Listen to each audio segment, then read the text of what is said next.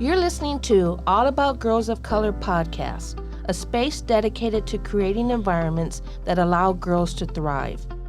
We explore issues and solutions that focus on removing obstacles so the natural joy and genius of girls can bloom. Join us as we dive into conversations all about girls of color and the women they become. I'm Tanisa Kunright, the founder and executive director of Detour Empowers and the Fancy Teen Girls Leadership Academy. I'm Gabriela Delgado, an educator and principal consultant for Saving Our Starfish. And I'm Janedra Sykes, an equity, diversity, and inclusion certified organizational development coach and consultant and a partner in Arboreta Group. Disclaimer. Our intention is to bring our whole selves to the conversations by bringing our professional and personal selves to each episode. Any views or opinions on the podcast are personal and belong solely to the creators and do not represent those of people, institutions, or organizations that the creators may or may not have been associated with in a professional or personal capacity unless explicitly stated. Welcome to another episode of the All About Girls of Color podcast. Today we have a special guest with us, one of our fancy girls, KaiJah Peterson. Hello, everyone. So, KaiJah, thank you for joining us. Thank you for having me. And we're going to open it up by asking you to just tell us a little bit about yourself. Well, my name is KaiJah Petersen, and I'm a senior at Morris High School in Southeast San Diego. I've been a part of Fancy for 5-6 years now, so I've definitely gotten the opportunity to grow up with the group, and I'm so thankful for it. My senior year of Fancy has been really big assistance to me as far as, college preparation goes, college planning. They've provided me with my own academic coach, Miss Stacy Dent, who's, really on it. Owe a lot to her as well. But other than as far as Fancy and that goes, I play volleyball. I've been playing that since middle school, so maybe about 5-6 years. Right now I'm in my club season with Wave Volleyball Club over in Del Mar. I enjoy making music at SCPA, San Diego School of Creative and Performing Arts. I went there from 6th grade to 9th grade, and there I was an orchestral music major where I played the piano and the cello. And then I've recently gotten into a little bit of cinematography, so I'm enjoying that. But other than that, I just really enjoy giving my time back to the community. I have a lot of things in the works with Detour, a couple of scholarship foundations here and there, so watch out for that. But, I'm just, really enjoying my senior year here in San Diego, knowing that my time is running out, but just happy to give back to the community and also my younger sisters in Fancy. Also super happy to be here. First podcast. Yes. And you mentioned earlier there's some exciting news that you're waiting to hear. So share a little bit about that. Very exciting. My top choice to attend in the fall is actually Spelman College in Atlanta, and their decisions come out on December 31st. So wish me all the luck in the world. Yes. Really excited to hear back about that. But I've gotten a couple acceptances. So How many? 16. Wow, congratulations. And I'll be going on a college tour to the South. I'll be visiting, I think, 5 or 6 HBCUs next month. So really excited to see. They're all on my top 10 list, so super excited. Isn't it wonderful to have choices and options? Very, very. And it's really good, especially waiting on Spelman. It's like nerve-wracking. But just to know I have something to fall back on. Good for you. Well, I mean, you have 15 others. right. You have a backup plan to the backup plan to the backup plan. Yes. So, I love that. What made you pick Spelman as your top choice? Well, and you gotta, I'm sorry to interrupt, but you have to take them back to our conversation that we had before this year started when we were talking about going to community college versus expanding your horizons. Yeah, so I was actually going to talk about that too. Okay. Before my senior year, I was pretty set on actually going to City College. My high school coaches at Morris are actually the coaches at City as well, so they give me the opportunity, to be able to play volleyball at the collegiate level. But I just felt as though, staying in San Diego, going to community college, it would kind of be like taking the easy way out, not to bash on JUCOs or anything. And community college are a great option for, those who are looking for something like that. But I just definitely felt that I had a lot more to accomplish. And I feel like San Diego, it's just time, It's definitely my time to step out in the world, as a young woman. And I feel like what better place to do that than Spelman, the number one HBCU, not to brag or nothing, but it's the number one HBCU, especially, in the heart of Atlanta, the AUC. There's a lot of student life there for me. And I just feel like the HBCU route will open a million doors for me. I've already made some great connections with a couple HBCU alumni from various different schools, but I'm really set on Spelman, and I really do think that visiting the campus will kind of solidify it for me. But me and Miss Nisa, we kind of talked about, the community college versus the university route. She told me that it would basically be like being in 13th grade, and I totally agree with that. And that's not to say nothing to my family. I love my family, to the ends of the earth, but it's just time. I have 3 biological sisters behind me and a whole host of younger sisters in Fancy that I feel like I really just got something to prove to them, and I really got to show them, I'm gonna be that pipeline for them. So I'm really excited to do that for Fancy, especially getting into a school like Spelman. Having connections and networking is the world. So if I could start that for them, why not? Yeah, and it's very important, and I always stress this to you guys, to take care of yourself first, because often girls in your shoes think about their family or their community or certain things that they want to, stay around and not necessarily leave behind. But it's important to know that feeding yourself also feeds those who are connected with you. You know what I'm saying? And you can always come home. I always say that, right? And doing just what you're setting out to do is so important, because now is your time, as you said, and you don't want to miss this window of opportunity to take advantage of, the college experience, basically. Right. And, like I said, no bashing to the JUCO community college route, but I definitely wouldn't be able to get that full college experience if I were to stay home, especially going to like city or something like that. Essentially, I would still be living at home with my parents, and I feel, going out of the country, because I haven't applied to any schools in California. I don't plan to. Just having the opportunity to go out and, see the world as much as I can. I hope in my freshman year, sophomore year, while I'm doing my gen ed classes, I'll have the opportunity to study abroad. And if I do get the opportunity, I'm going to take it. So, yeah. That's one thing about KaiJah. She has always taken advantage of the opportunities. That's huge to be able to walk through that door. Yeah. So, KaiJah, why do you think that there are some girls like you that take advantage of opportunities and some that don't?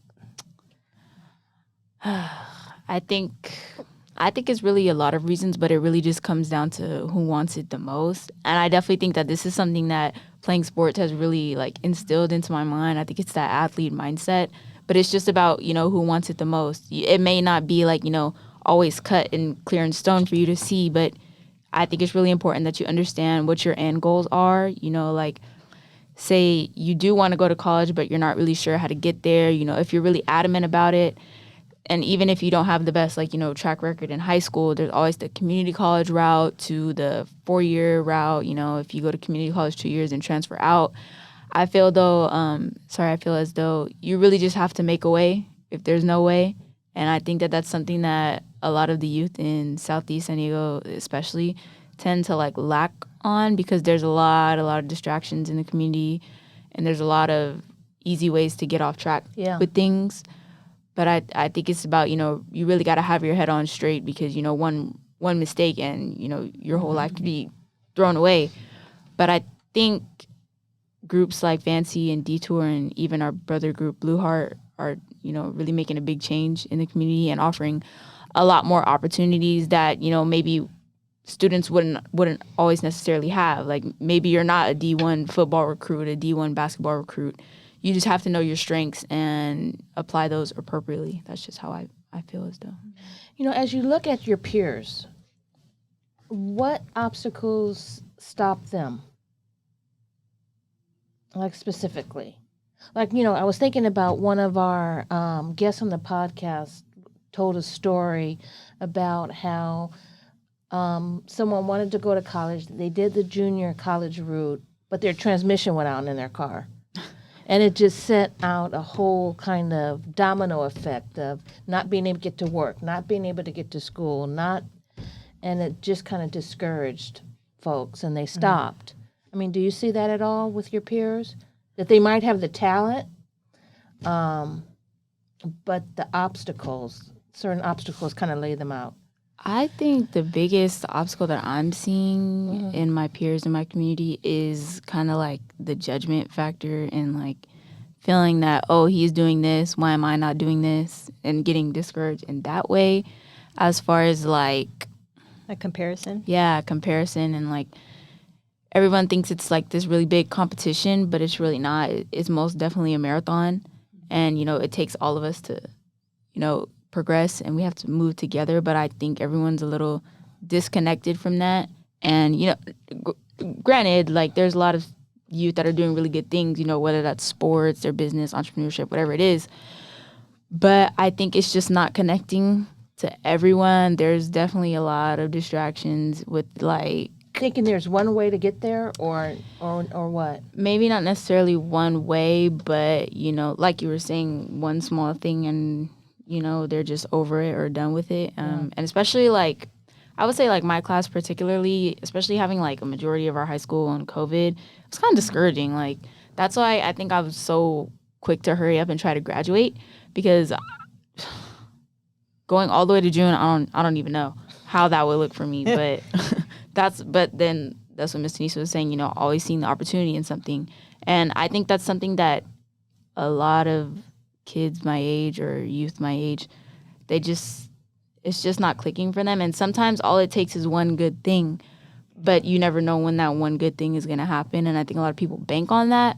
But sometimes you really have to go out there and get it. Like a lot of things are not handed to a lot of people or anyone really. Yeah. And it's really just that factor of hard work that I think a lot of us lack, especially like when it comes down to, getting a job or whatever, you want to have a car, but you don't want to work. So how are you going to put gas in your car?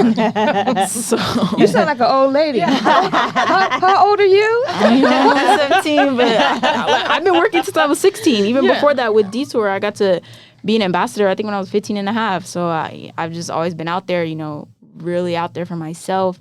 But I also think that's something that Fancy helped me realize. I really do pride myself on being like a leader and knowing what I want to do, keeping my head on straight. I've always, prioritized my academics. My academic record is actually very important to me.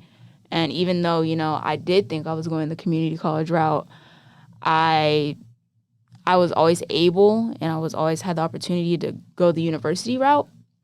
But that's just because, I've always been pushed and I've always felt supported by groups like Fancy, my mentors, all that they've provided to me. I've just had that support system. And I think that's what it is, actually, to answer your question. I think a lot of students are really just lacking that support, someone to just hold their hand through it a little bit. Because as I've grown in Fancy and I've kind of like been in the group longer and, been one of the older girls, I wouldn't say they haven't necessarily held my hand as much, but they kind of see, okay, you got it. We'll kind of let you go and we'll be here if you need us. It's kind of like that for me now. Maybe getting your stuff every now and then, too. Like, what you doing? Right? Definitely. Yeah. Podcasts are fun. What would you say is the biggest lesson that you've learned from Fancy and all either the girls or the mentors that you've interacted with? I think the biggest lesson that I've learned from Fancy is that I'm really a part of something that's bigger than me. And that's what's pushing me to not fail. When I talk to, my academic coach about it, and she always tells me, oh, I'm so proud of you. And I feel like I'm making everybody else behind me proud. And I feel like what I've learned from Fancy is that there's always somebody right behind you to help you. And I've never felt discouraged in any of my endeavors, even when I thought I had a little strawberry business or whatever I was doing. You did have a strawberry business. What was she doing? Selling strawberries? Yeah, I had like, I don't know. I'm just good at making like chocolate covered strawberries. So I don't know if you guys are familiar with Soul Swap Meet. Soul Swap Meet. Yeah, the Soul Swap Meet. It was very popular during the pandemic. Yeah. So it was like all Black entrepreneurs in a swap meet format, and it would happen like once a month. Yeah, and then Fancy had a booth there, and she was like, "You want to sell your strawberries?" And I sell cups of chocolate-covered strawberries. Like, it was just, there's always just been something for me for Fancy. So forever grateful for that. Y'all trying to make me cry? No. Oh, okay. I want y'all to, I'm holding it together. I'm holding it together. I'm kind of wanting you to leave so we could get some dirt on you. You can ask any question you'd like. I liked what you said about how there's always someone kind of coming behind you, right? And so, I've In the pipeline. And, Tanisa developed this amazing community-based program, right? And it's someone laid out a path for Tanisa to do it, right? And so then it's like, here she is, and now I'm hearing you. I'm like, oh, it's full circle, Tanisa. Like, this is just, this is it. You're like a wonderful representation of that cyclical movement that we are always talking about and encouraging people to do, to say there's always young women coming behind, but there's a path that's been laid out by all the women that came before us, right? That path is there. It's whether or not we choose to walk down that path and activate that same journey. But I love that you as a young person can recognize that you're not on the journey by yourself, but there are people coming behind you. So whatever you choose to do, moving forward, you're laying down the groundwork for someone else that's coming up. And I think it's really astute of you to be able to recognize that. At 17, that's because there's women who are in their 50s who haven't gotten that. Yeah. Like, you're not here by yourself. You did not arrive by yourself. Yeah. Right? Yeah. So I appreciate that. So here's my question. As you go to Atlanta, the ATL, what are you most concerned about? When you kind of say, all right, I got to be careful with that, or I don't know how that's going to work out, what is your biggest concern? Because you're going halfway across the country. Yeah. Yeah. You're going to the South, right? I am. I think really my biggest concern, or my biggest maybe fear, in lack of better terms, would be just keeping, like, I don't know, because I feel like there's a lot of logistical things. Like, I've talked to my parents about it a lot, and I'm like, how am I going to get all my stuff from California to Georgia? But that's like, you're not material. taking all your stuff. And that's what they like to tell me. Small. But like, You just need one trunk. That's all you need. Yeah. I don't know That could about get your stuff out there. Yeah, that could double as a coffee table. Right. I still got storage. I still got my college trunk. Right? Yeah. It's a Maybe I need a yeah. college trunk. Yeah. Yeah, I need a college trunk before I Everything that go. fits in there. Yeah. But realistically, I think my biggest concern for myself is making that adjustment, that smooth transition, from high school to college. Because right now I definitely feel as though I'm independent to a certain extent, but I definitely live in a controlled environment. Like, there's a lot of things that are just taken care of that I don't necessarily worry about, like toilet paper. Yeah, like I'm not Deodorant. when I go into Target, I'm not looking for no laundry detergent. Like, no.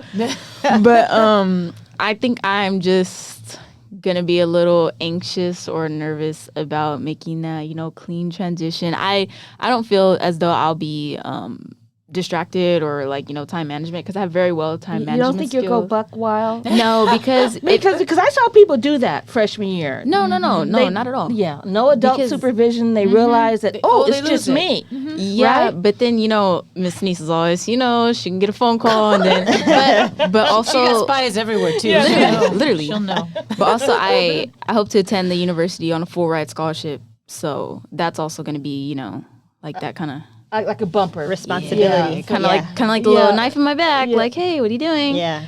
But yeah, I really do just think that transition, from California to Georgia, definitely going to be a big culture shock. But I hope to attend, as many freshman events that I can. But culture shock in a good way, I think. Definitely, most definitely, Yeah. most definitely. Yeah. And I know that we have students from Southeast that are at both Spelman and Morehouse. Yeah. So you've Yeah. been connecting with those individuals as well. Yeah, most definitely. We're actually all on a Zoom call on Monday with Miss Stacy talking about some more scholarship opportunities. But Definitely won't be by myself at all. I'll have, people there kind of guiding me, especially like some juniors and some seniors in college that'll be there that I know from out here. So won't be by myself in that aspect, but I just think, kind of finding my bearings will be a little challenging, especially like just in a place that I don't know, There's a lot of people there.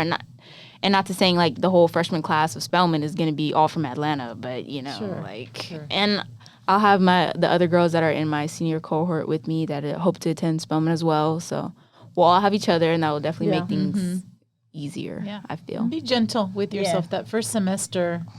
I'm sure you all can. I mean, you're just like, there's no bell schedule, right? So you're like, what do you mean? They don't they don't care if you go to class or not? What do you mean? I don't have to show up? That was mine. Like, ooh, I kind of, a lot of lessons learned that first semester. It's really just the first kind of time, the season to just adjust to, and you're going to get acclimated to weather shifts that you probably have not experienced. It's about that.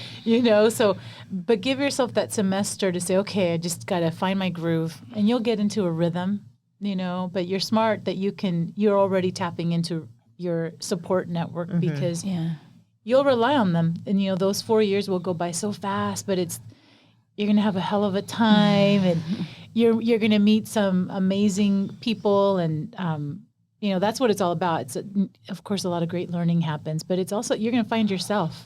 It sounds like you already have a really good sense of who you are. So I can only imagine, that experience at whatever university you're at, how it's just going to magnify that, and you probably won't come back to California. I could see you moving on. Amazing things, which is, it's great. It's I don't know. This weather here is like really attractive. Very. It's true. We pay for it. Yeah. That's true. I mean, she will have employment. I'm just saying. Trying to get me on that payroll. Yeah. What are you curious about or wanting to learn more about when you're out there? Like any ideas, or do you have your heart mindset on what you want to do? So I plan to major in public health, or it would be health sciences at Spelman, and with that, I hope to become like a healthcare professional or a health advisor somewhere in that area. But I also want to become a community service professional also, and as far as like making my own nonprofits, things like that, I've definitely tapped into that a lot more over the past couple weeks. But when I'm out there, I just really hope to like you said, like find myself, see.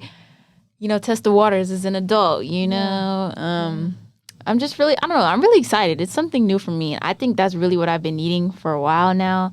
I just need that fresh start. I'm ready to hit the ground running, Yeah, you're done with high school. I'm looking at your face. You're done over it. So over it. So over it. Like, it has served its purpose. Yeah. Yeah, but the storyline has run stale. Like, the bell schedules are just, no, and it's not even senioritis. Like I have 3 classes. Like it's not. I'm not tired of. Well, I am tired of school, but it's not like I'm not gonna do my work. I just sit there, I do my work, and they say, "Oh, you want to go home?" Yeah, I do. So I just go on home. Go ahead. I was just gonna say, I remember signing like my senior yearbooks and knowing I'm lying. I'm gonna miss you. We'll be friends forever. And I'm like, I don't mean it, but I'm just gonna write it in. It sounds good. Yeah, it sounds real good. Because I'm out of here. I was just going to ask about the impact of the pandemic, because you've always been independent. So I kind of know the answer, but I'll allow you to speak to it, because it seemed like the pandemic did work for those who are independent and able to do their work and be on their own schedule, versus those that kind of aren't. So how did that experience just impact your educational journey? Well, when it first happened in 2022, like March of 2022, it was great. They froze our grades, all that. So I was able to end my freshman year with a 4.0. But my sophomore year, I do think that one was a little bit more challenging. The Zoom calls, I don't know, they were really exhausting. And I definitely think like if I was in the pandemic now, my senior year, I'd do great, because I do take a couple asynchronous college courses. And those have been very well for me, like being able to work at my own pace. But my sophomore year, it was just really rough, like we basically had to teach ourselves a whole year's worth of school on our own. And that was pretty hard. But But just getting back into the groove of it, like there was one point where, you know, like a certain group could come to school one day and then the next day a different group would come. So that was a little bit easier. But I think sophomore year was when I started connecting with Mr. Lamar for like math tutoring and stuff. Yeah. So in that aspect, things were good because my sophomore year, I definitely did take advantage of way more like tutoring opportunities. Like before, I was like, oh, no, I don't need tutoring. I'm good. But sophomore year, I was like, no, girl, you need that. So that's when I started doing things, you know, like more specifically tailored to, you know, getting better grades and things like that. But I do think it was good as far as like, you know, learning more about my learning style and things like that. It was definitely a double-edged sword. While it might have been like bad falling asleep on Zoom sometimes, I definitely did learn how basically college is going to be. Like, you know, teachers aren't going to hold your hand. You know, you're either going to do it or you're not. Like, Right. so I'm definitely thankful for that aspect. But as far as like my learning experience, I would say it was positively impacted. You know, I'm never going to say it was, you know, like so bad, so terrible because I didn't fail any of my classes. But it was definitely a learning experience and I'm grateful for it, you know. I'm glad I had the time to learn about it. And, Yeah. And then how has your high school journey been, seeing as though you're also taking college classes while in high school? I was actually thinking about this earlier today because I was doing some work for my political science class at Miramar. I'm really, really thankful that I'm able to take college level courses right now because I won't be as shocked when I actually go to college because college courses are a lot different from high school courses. There's a lot of like, you know, again, you're either going to do it or you're not. But then when that F comes, it's not funny no more. So I really, really, really enjoy all of the courses that I've taken. And I really enjoy it as preparation. And I'll even be able to take like the college board exam, like the CLEP exam. And then like some of my courses will, you know, transfer over to college and I'll be done. I think I'm done with my English credit or something like that. But I recommend it to everyone, even if you take like one, maybe like a college level art class or something like that, art orientation. Anything is better than, you know, nothing. It's the experience is great and it's very needed in my opinion. Yeah. You mentioned earlier, I heard you say you were an athlete, musician, entrepreneur, the strawberry business here. But I thought you mentioned also is it your volleyball team, your club is in Del Mar? Is that where you? So I'm curious. So for those listeners who are not from San Diego, Southeast San Diego is very different from Del Mar. Most places in San Diego County are very different from Del Mar. Yeah. It's kind of like when you think of the like La Jolla area, right? Yeah. Very The upper echelon. Yes, much more affluent, beautiful coastlines, you know, very, very expensive homes. What is it like when you are immersed with students who maybe don't have the same experience or journey as those from Southeast? I just would love your insight on that, or what are your takeaways? What are things you've noticed about that?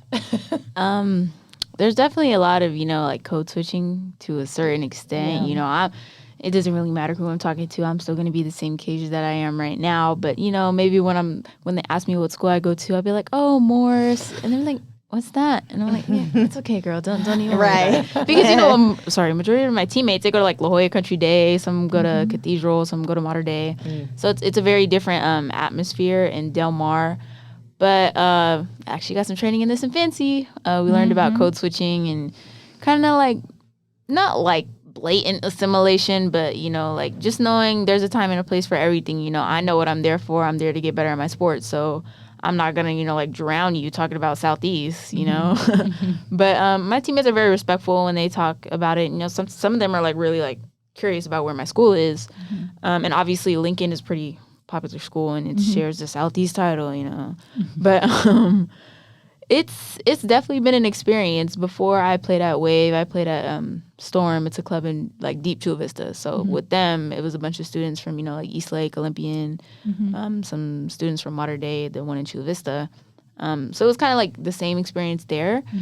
But I I would say at Wave, there's a lot more athletes there that are maybe more like aware of their surroundings. Like they know that they go to La Jolla Country Day, so they're not like completely oblivious to it. And when they're like asking questions and things like that, but it's just about, like a respectful response. They're asking you a genuine question, so I'm going to give you a genuine answer on it. So that's kind of like the mindset I like to keep.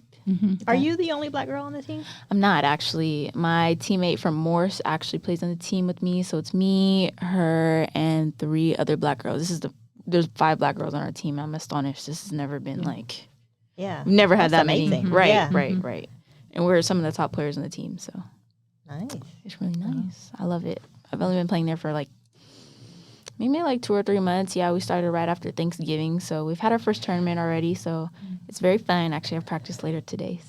So I think this kind of, I almost have the same question as earlier, where you're not intimidated to go into an environment that is different than yours and still be yourself and thrive, right?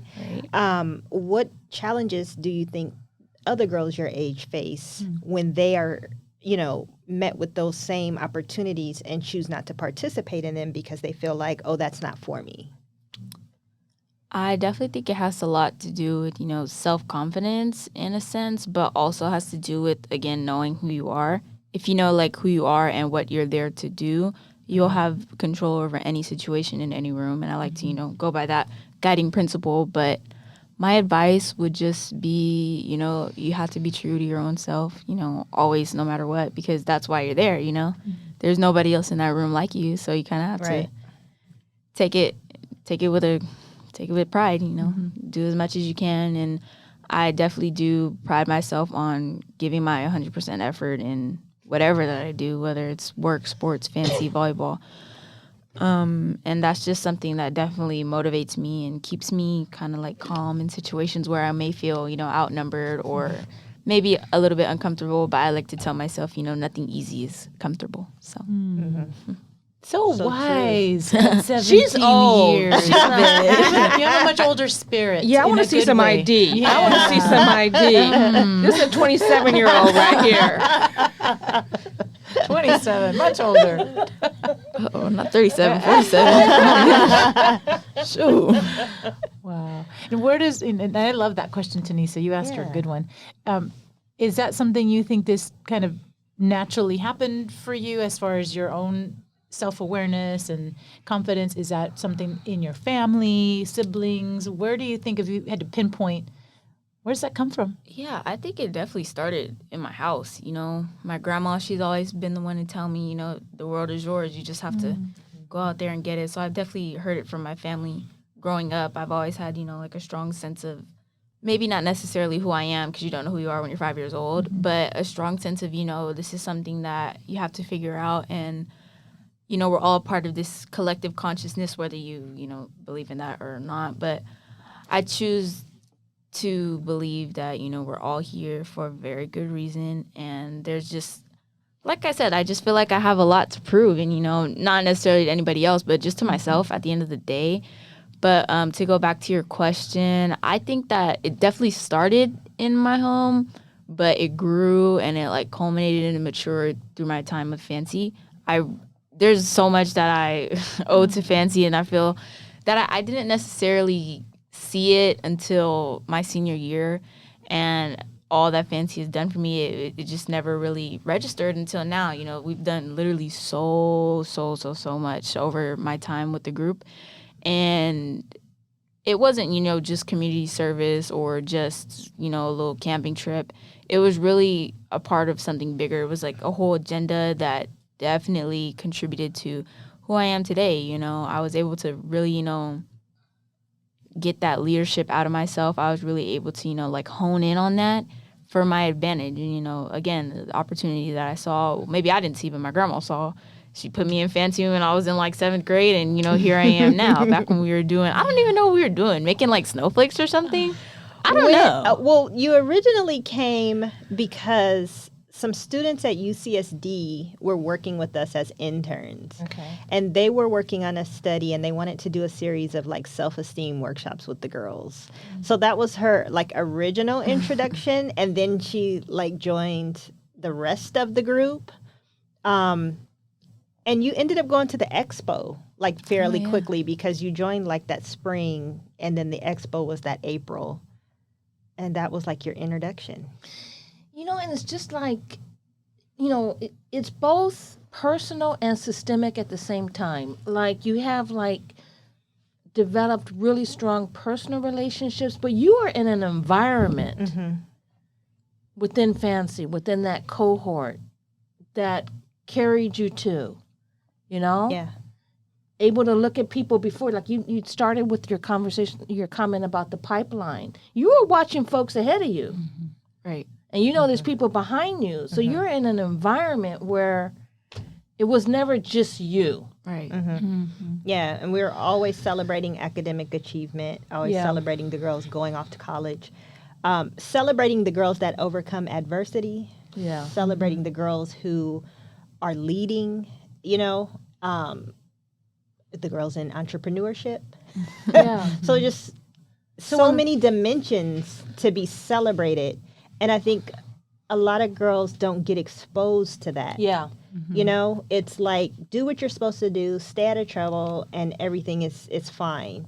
But nobody celebrates the fact that you're doing what you're supposed to do and staying out of trouble, And I always talk about my younger brother because he was a hot mess growing up. He was 5 years younger than me, always in trouble, kicked out of school, juvenile hall, and it seemed like my mom put all of her attention into him and overlooked me because I didn't need anything, quote unquote. Yeah.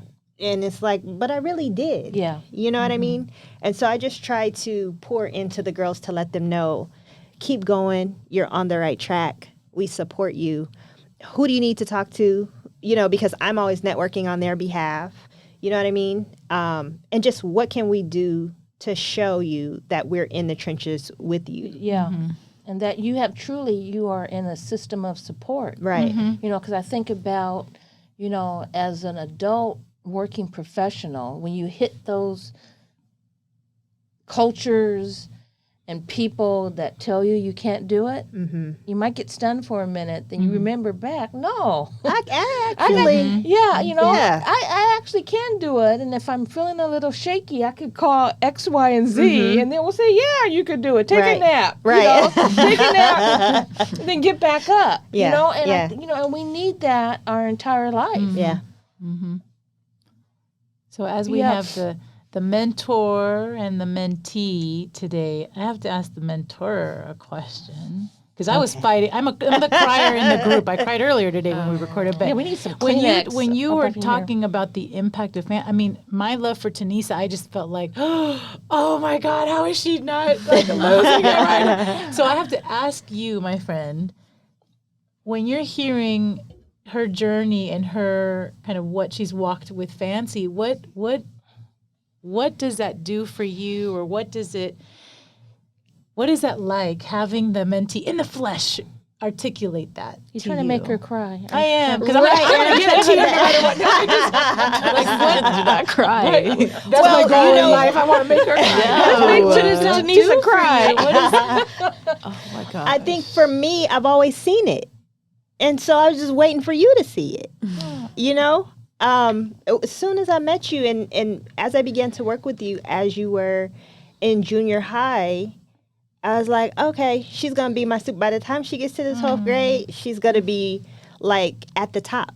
And that's where you are right now, as far as, in the group, you're at the top. And 16 schools. Let me say that again. 16 schools. Right.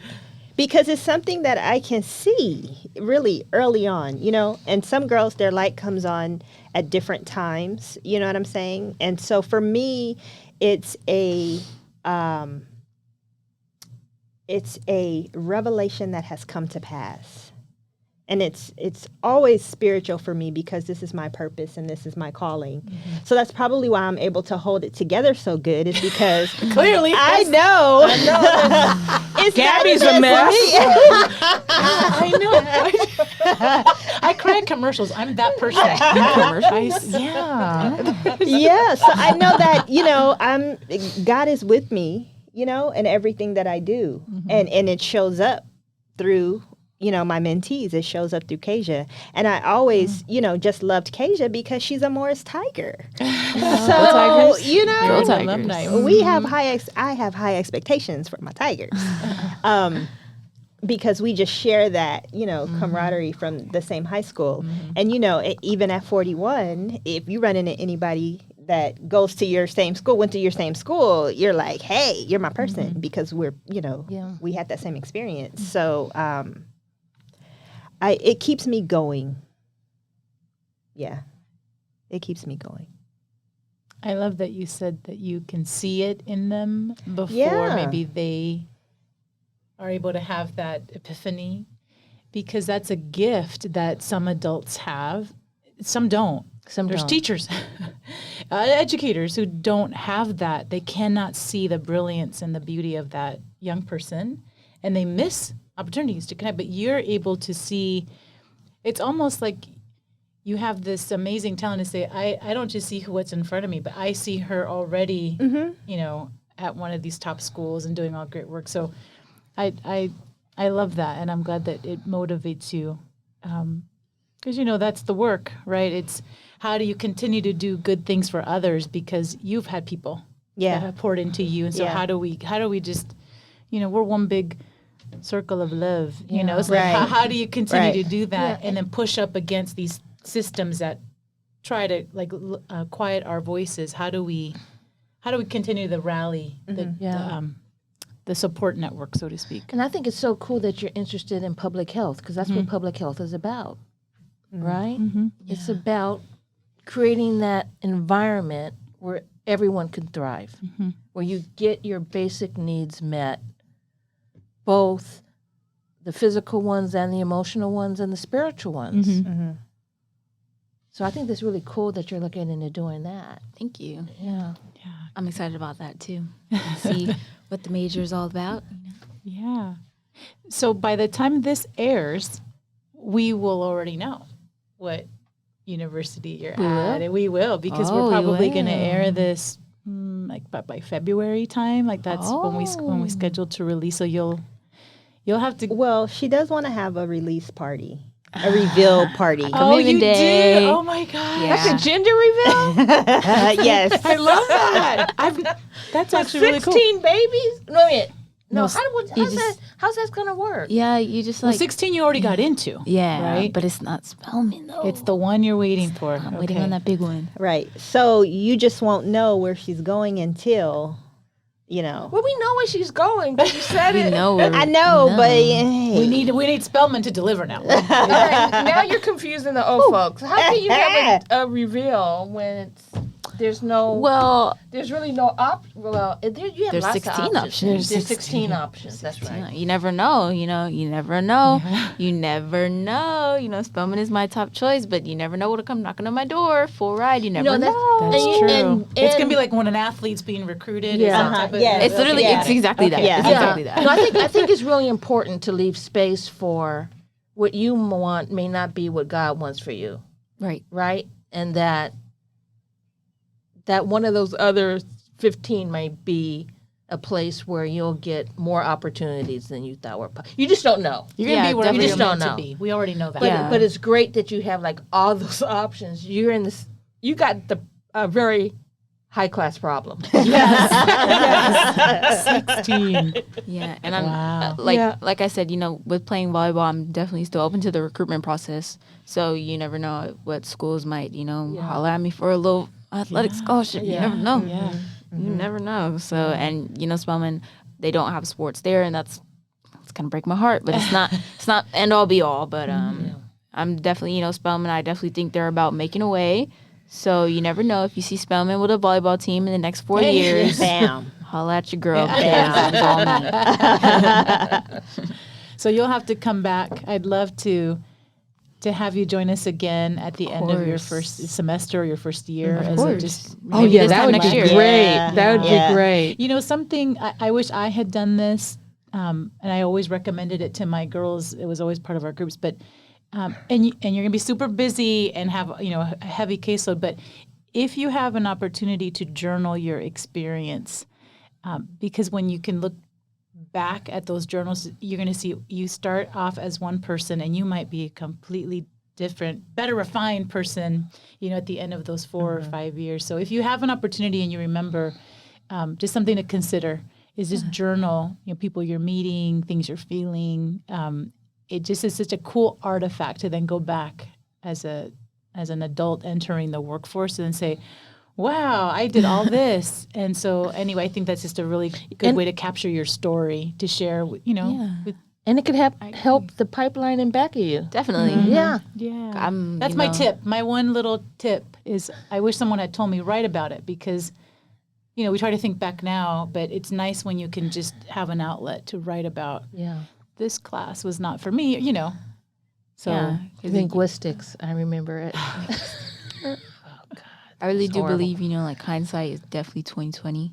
And, even just like, looking at pictures from maybe like a year ago today, I'd be like, dang. Yeah, my pictures. I remember. Those pictures need to be put in a file cabinet somewhere and away. They're so bad. You should show them the terrible pictures. But I'm definitely very open to that. Maybe even starting a podcast at Spelman. You never know. Yeah. Maybe we need like a Spelman radio. Yes. 1890.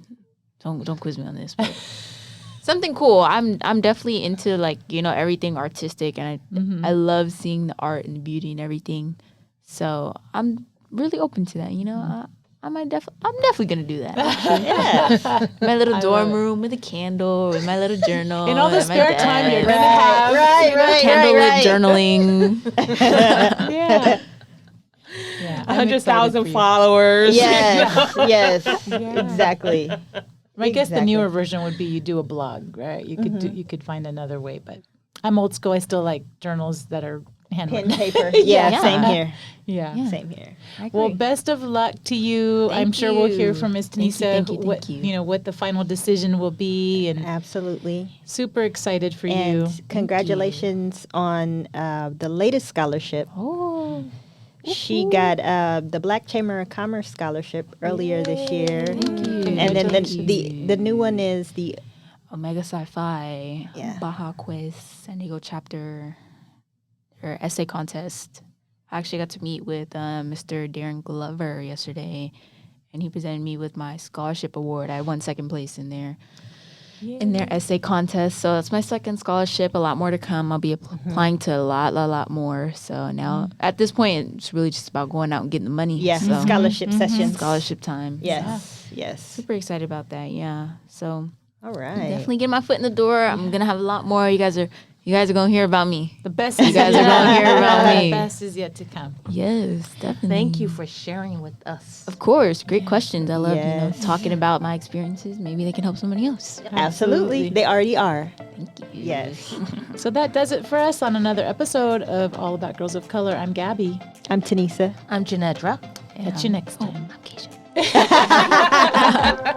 This podcast is made possible by the California Commission on the Status of Women and Girls. Additional sponsors include San Diego County Employees Charitable Organization. You can access all episodes and connect with us via email at allaboutgirlsofcolor.com.